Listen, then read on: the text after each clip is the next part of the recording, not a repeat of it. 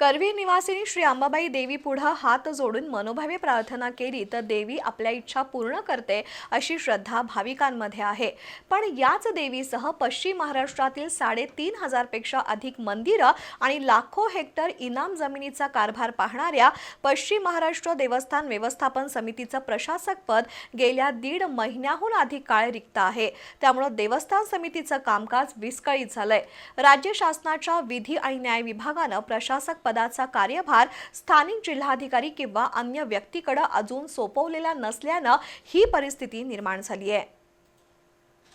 महाराष्ट्रातील 3.5 शक्तिपीठांमध्ये एक पूर्ण पीठ म्हणून श्री अंबाबाई देवी मंदिराचा उल्लेख केला जातो।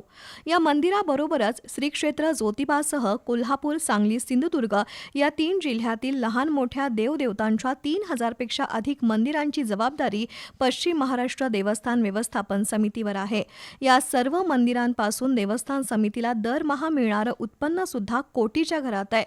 सध्या देवस्थान समिती, कोल्हापूर महापालिका आणि पुरातत्व विभाग यांच्या संयुक्त माध्यमातून श्री अंबाबाई मंदिर तीर्थक्षेत्र विकास आराखडा अंमलबजावणीचं काम वेगानं सुरू आहे।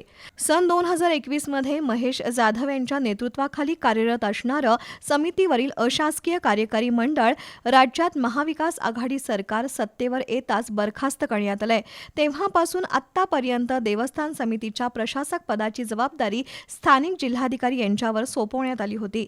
तत्कालीन जिल्हाधिकारी अमोल एडगे यांची गेल्या महिन्यात सोलापूरला बदली झाल्यानंतर त्यांच्या जागी डॉक्टर विजय राठोड यांची शासनानं जिल्हाधिकारी म्हणून नियुक्ती केली आहे। मात्र अजूनही त्यांच्याकडे देवस्थान समितीच्या प्रशासक पदाची जबाबदारी सोपवलेली नाही किंवा अन्य कोणत्याही अधिकाऱ्याची प्रशासक म्हणून नियुक्ती केलेली नाही। त्यामुळे देवस्थान समितीचा कारभार 5 एप्रिलपासून सचिवांच्या नेतृत्वाखाली सुरू आहे।